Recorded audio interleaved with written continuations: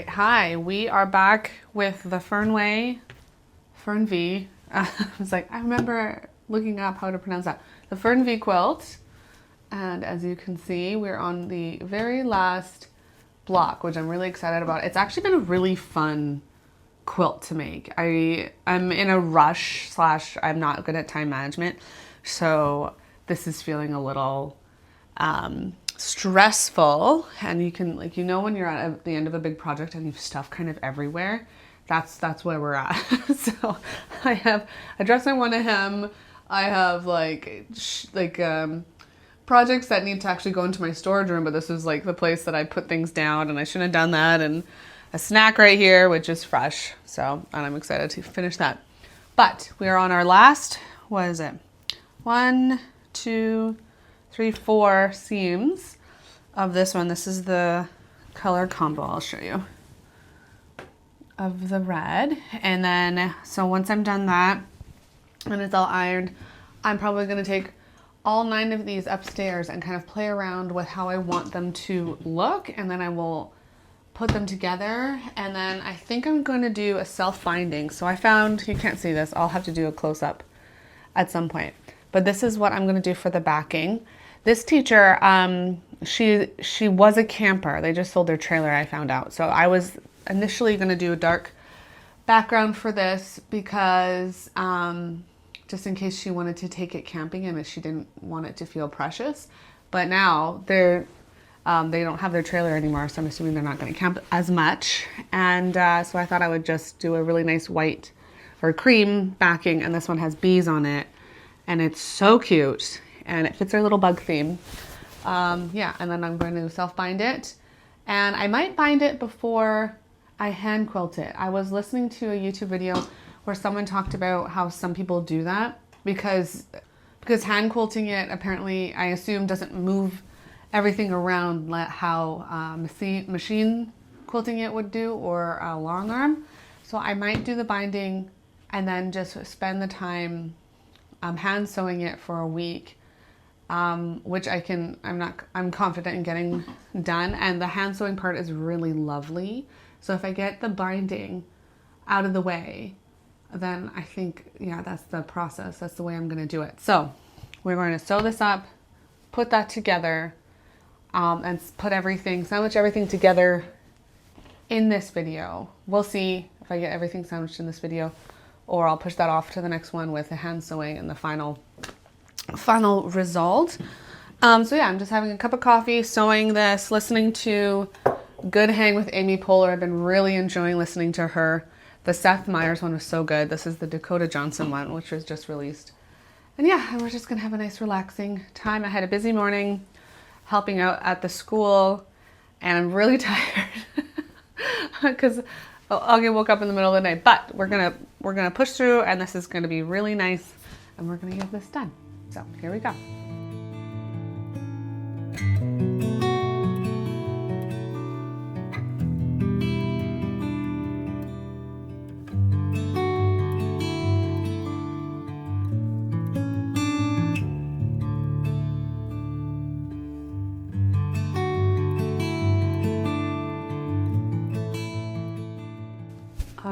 I just want to speak to how nice that goes together. So I'm not sure if you're watching, if you made quilts or not, or if you're just interested in doing it. But sometimes when you make these blocks, in my very limited experience, like, things turn out differently, like when you put everything together. And so I was done the greens, so I did this in order. So I did the blues and then the greens, and then I did this far red one here. And I was like, this is reading Christmas. This is not going to go together. Like, this is such a different color way, this like red and orange versus the green and blue, which I think blends so well together, especially this one. I'm actually kind of concerned that this block reads a bit too blue. So I'm going to go upstairs. I'm going to fiddle with the order of things. And then, yeah, we'll go from there. But otherwise, this last block is really beautiful.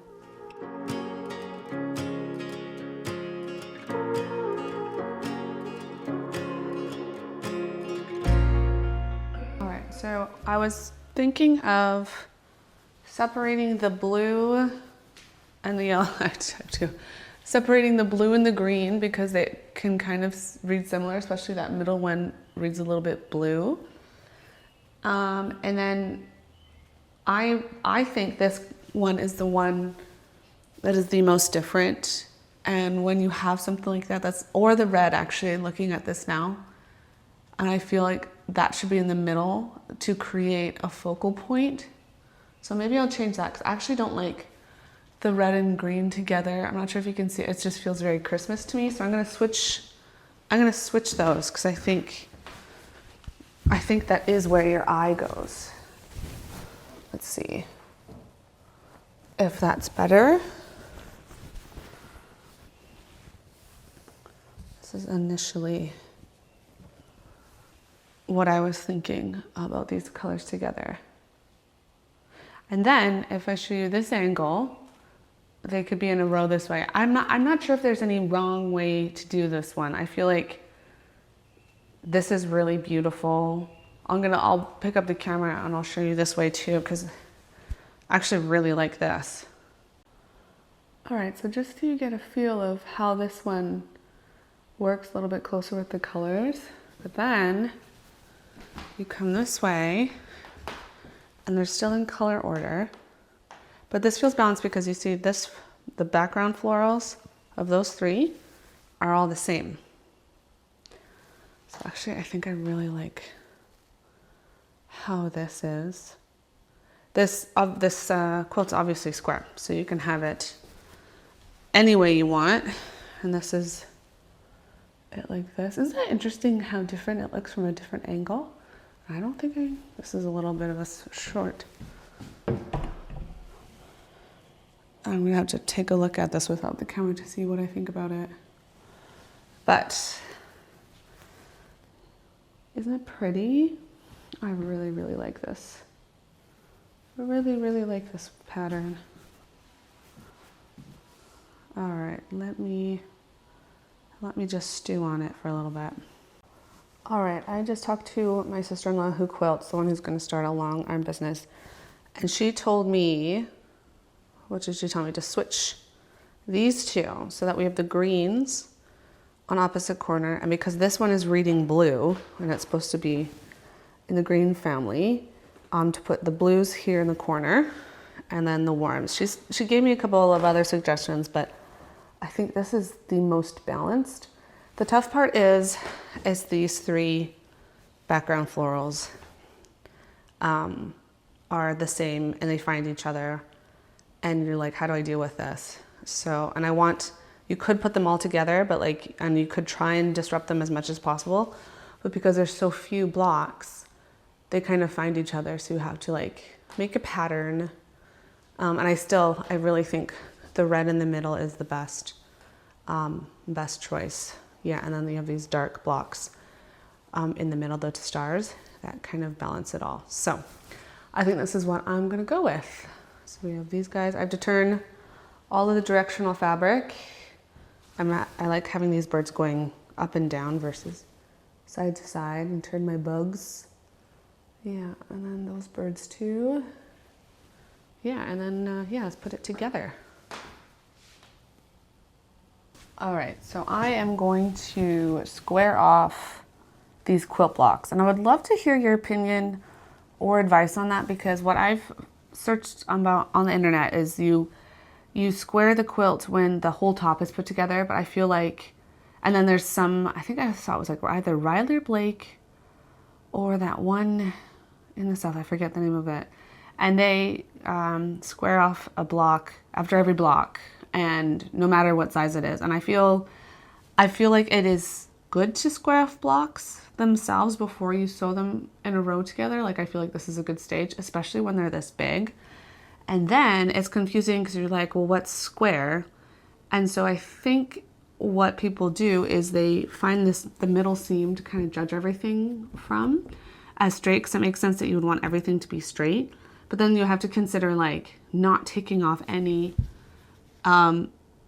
from these edges, because you want your points there, right? So there's just a lot to consider. So I'd love your advice, how you were taught to square up a quilt, because they do get really wonky. If you can't really see this edge, but this quilt goes in and out. So, and so it's not perfectly straight, and I don't know if it needs to be perfectly straight, but I would just love to, yeah, love to hear how you feel about it. So yeah, I do have it based on this middle seam here, and then I just trying to catch whatever's extra and not take off anything on these because I want these points to exist afterwards. So I have a little bit up here, a little bit in the middle, and then nothing down there. So we'll see how that goes. So, and then this, yeah, this dips in here. So I can't take anything off of that. And then, yeah, and then that I need to take off.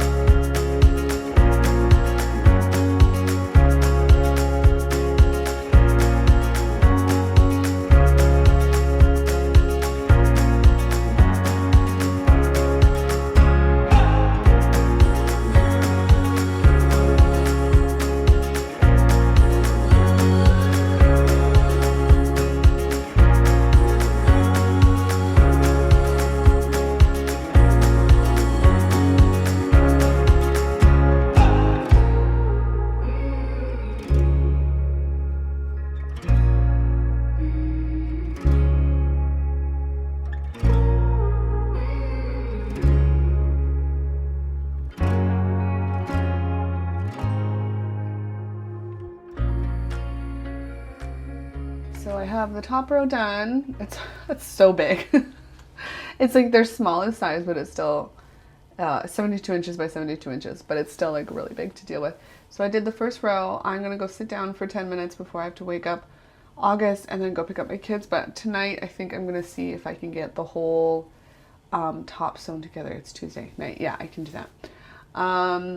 Yeah, so I will see you tomorrow with hopefully the top. And then I'll be sewing the backing fabric together. It has to be widthwise. I have to sew it wide enough, 2 pieces together. And then, yeah, hopefully we can have it all sandwiched and pinned tomorrow by the end of this video. I think that's what we'll do. Okay, so I will see you tomorrow. All right, good morning. I have the top all sewn together. It's so big. It'll knock everything off on this side. I'll show you where we're at. So I have the greenest ones here in the corners, and then the blues on those sides, and then all the warmer colors in the middle. Yeah, I'm really happy with it. This is such a this feels so laborious, like dealing with this much fabric. So I'm just like moving everything.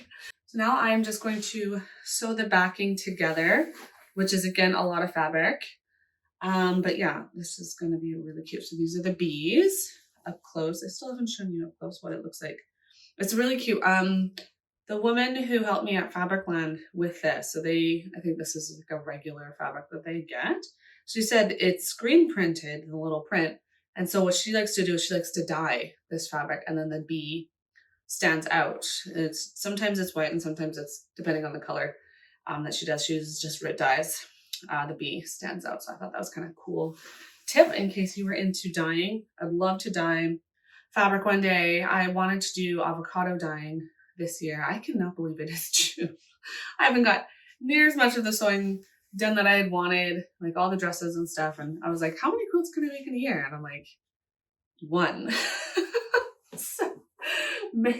And maybe not on time, but we'll see. So I'm going to sew, the backing together, and then we're going to take everything upstairs, and I'm going to get the batting that I have, and I'm going to pin everything together. So that is the next steps.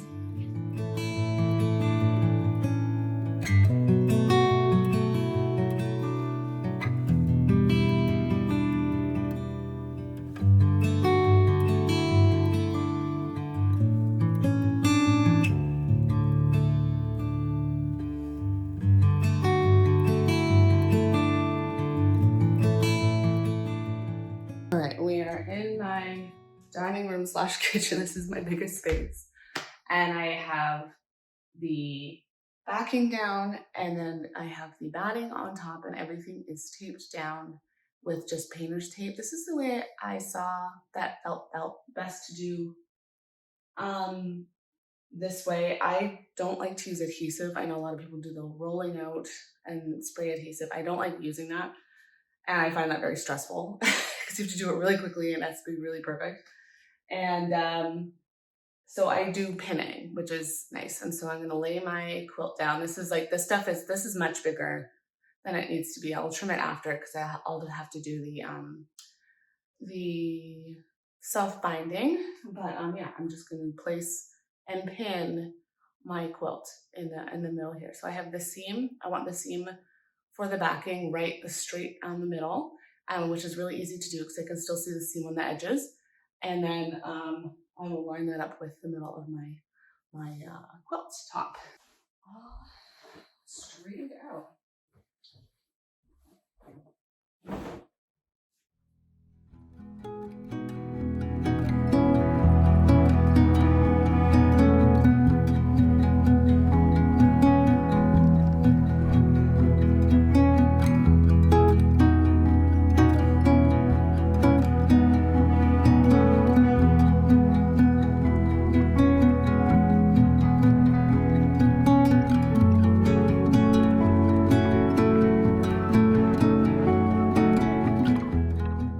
Batting is so crooked, and when you cut it, it also stretches, so it's so tricky.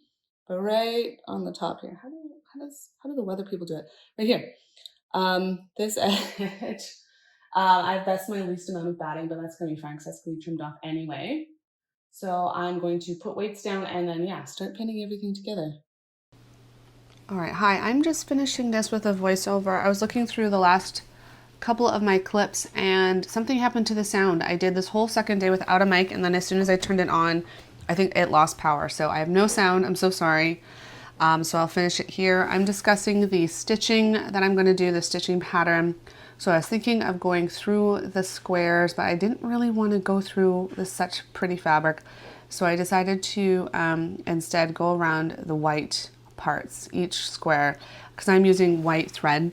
I like to use the same thread as my backing. I don't like when there's a big contrast between my thread and my backing color on the back. I think that looks a little messy. So everything is gonna look basically as is, but just with a little homemade, handmade finish at the end. So thank you so much for putting up with my audio, and I will show you all of this, the reveal, in the next video. Thank you so much, and have a good day.